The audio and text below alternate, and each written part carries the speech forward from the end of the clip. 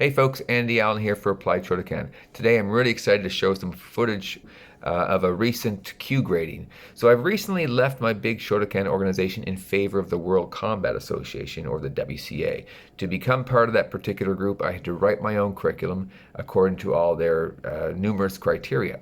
So the footage I'm about to show you is a bunch of students, about 55 in total, that tested for their 8th Kyu, or their yellow belt. We do, as in 3K karate and Shotokan, we do Kata, we do Kihon, although our Kihon is a little bit different than what you typically see. We do tons of different kinds of sparring. There's no step sparring here. We do some clinch work, we do some ground work, we do some karate sparring, Yui Kumite with limitations, we do pad work, we do scenario training, we do some simple weapons defense, and a whole lot more. Anyway, I'm going to take you a run through of the footage. For those of you who are practically minded karateka, you're going to love it. If you're hardcore traditionalist and don't like change too much, I might raise your eyebrows. Any case, watch the whole video. I'd love to hear your comments afterwards. So after a quick warm-up, the first thing students are going to do is their kata. For this particular level, they're doing hand shodan, which is typical of most Shotokan organizations. After this particular level, for future test, students will have to do their assigned kata plus at least one other kata depending on their current rank. After the kata, the next thing we do is our Kihon. Now our Kihon is a little bit different than what you'd see in most Shotokan syllabi. We don't use hikate. Sometimes the heel's allowed to come up. I'm okay with that. The posture isn't necessarily going to be perfectly erect. Sometimes the chin is tucked. I'm okay with that because I think our Kihon should be functional in nature. We shouldn't be worried too much about body postures for aesthetics. We should be looking at functionality. Another interesting thing I did is I paired the Kihon, most of it, with either partner work or pad work, which you'll see in a few minutes. So here we have students that are doing the basic oizuki. You'll notice they're not doing hikate. They start from a kumite dashi, or a more free moving stance. They're not going into the long zenkutsu dashi either. And here we have some students doing their maigiri. So this is again done from kumite dashi, hands are held up in a guard. We do the typical shutoke, moving forward and backward. At this particular level, we don't pair this with partner work or pad work, but it's basic movement, which we do use in some drills later on in the syllabus. Our next combination is a Kizamizuki Yakizuki. You'll notice when the students are doing this, they may have their heel up. They're not using hikate. They're doing this for developing functional skills in air that we can transfer to pad work. Here you'll see students doing an Agiyuki Yakizuki combination. This time we are using hikate because the hikate, or the pulling hand, is actually being used to pull the limb of their partner. And you'll notice they're doing some basic footwork where they're trying to get an angle. The next part of our test is our pad work, or progressive impact. I see no reason why we can't start pad work at a very early age in our skill development. It's really, really important to get feedback to know, for students to understand, are they actually generating power. So as you'll notice, these 4 drills are all coming right from the Kihon. Kihon needs to be functional. We need to understand why we're doing it. And so that's why I've paired the two together. So our first drill is an oizuki, and you'll notice that they're moving in a free kind of way. The distance is too far to reach with yakizuki, so they had to take a step. They don't necessarily finish their punch and their foot at the same time. The idea is to hit while moving forward. Next we have our Kizamizuki Yakizuki, or our jab cross from our Kihon set on the pads. Students really like this one. We were using our footwork to move forward. There's no hikate. Our non-active hand is held up in a guard, and we're looking for generation of movement of mass into the target, solid impact. Next we're hitting the shield pads with the maigiri. Pretty basic stuff. Raise your knee, hit the pad hard, step back. Our last pad drill is our Geidan Maigiri Oizuki Jodan, or a groin kick followed by a punch to the head while moving forward.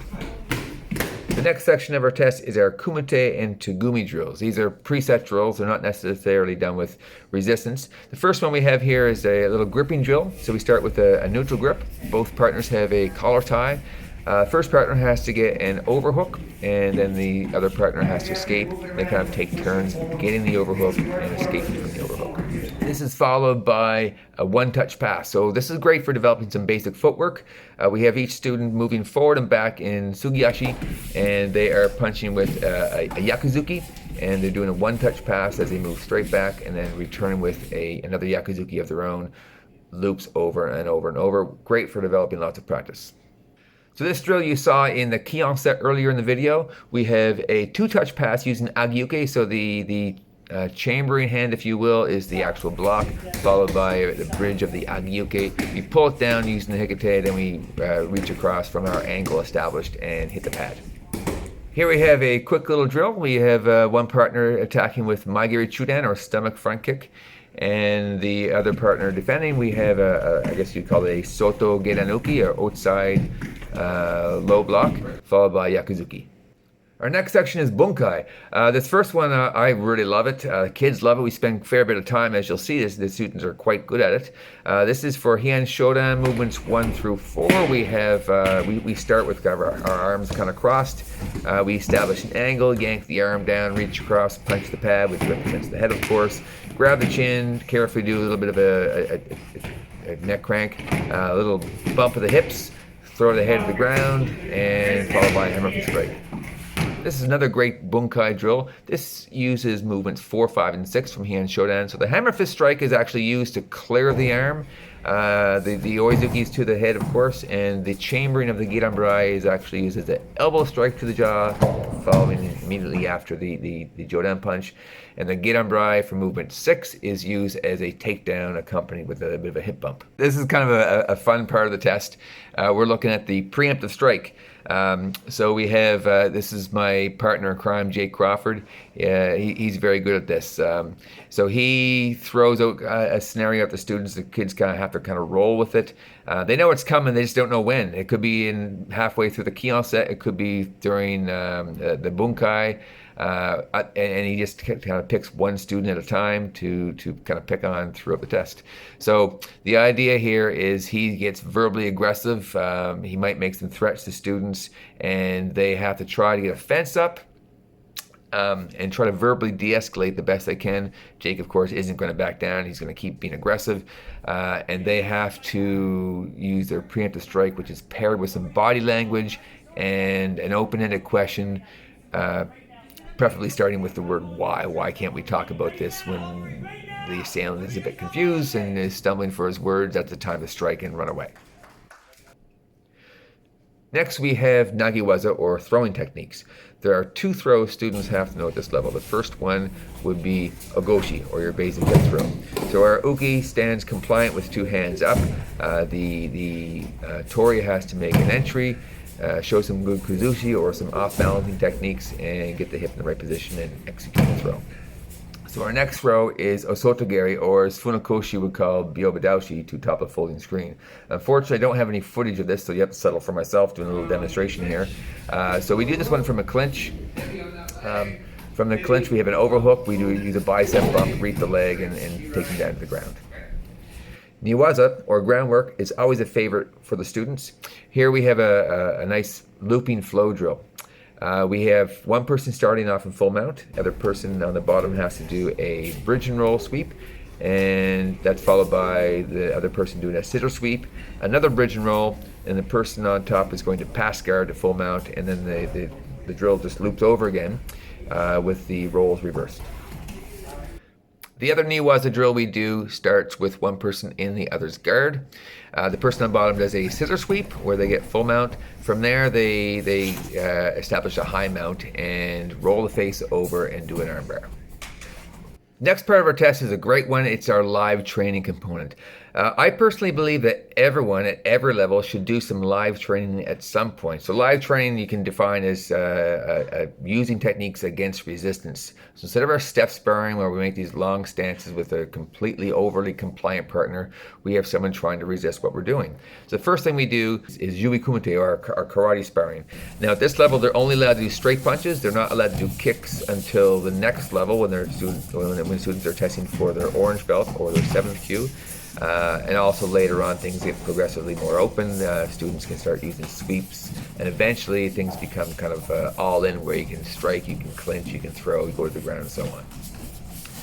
The next part of our live training is our clinch work. We're no longer confined to any particular drill. Students can kind of get whatever grip they want. They can get a collar tie, an overhook, they can get an under-over, they can get a tie clinch, you can try to take them back. The idea is to get a dominant grip and try to keep it. They can't keep any particular grip for more than 5 seconds, after which they have to transition into something else. Newaza, or ground fighting, is one of the favorites of the students. At this level, they're only allowed looking for positions, so they can get kasekatami, they can get a full mount, any position where they feel like they're in a dominant place. Now, like the clinch work, they can only keep something for 5 seconds. After that, they have to go into something else and still try to remain dominant. Now, in their regular training, we go with submissions, we do chokes, different things, but for their test, they're only allowed positions. We return to some Newaza again. Not quite live training, but a little bit in terms of pressure testing for urgency. Students have to try to get as many throws as they can in 1 minute. We also do some really basic knife defense. This is one of the two drills we do. I call it grab and stab. It's something I picked up at an Iain Abernethy seminar. So basically, this is in close range. It's the opportunity for verbal de-escalation is out the window. Person's grabbed onto you, trying to pummel you in the gut with his knife. The idea is to grab on the knife, very quickly take him to the ground, give him a smash, and run like hell. So that concludes the physical portion of the test, but there's also a written requirement as well.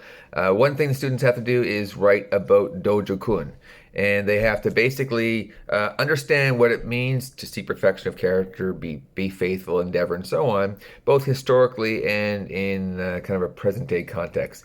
Understand what it means, and also do some reflection. Where are they failing to fulfill the requirements of dojo-kun in their everyday life, and what are they doing well? They also have to show some understanding of the physical parts of the training. What are the strengths and weaknesses of the drills we're doing?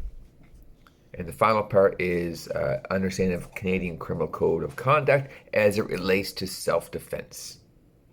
So that concludes the video. That's the almost the entirety of the 8th Kyu test. It takes about 90 minutes. By the end of it, students are super exhausted, so there's certainly a physical component to it. In my opinion, this is a really, really well-rounded test, especially for a person's beginnings in karate. And like I said before, if you're kind of a practically minded karateka, I think you're going to love this. I know some of you might kind of raise some eyebrows, not be approving. That's okay. Love to hear comments, positive, negative, constructive. Write them below. Also, I have some links for some of the drills, which I'll put in the description below, so have a look. Thanks for watching. Don't forget to like and subscribe.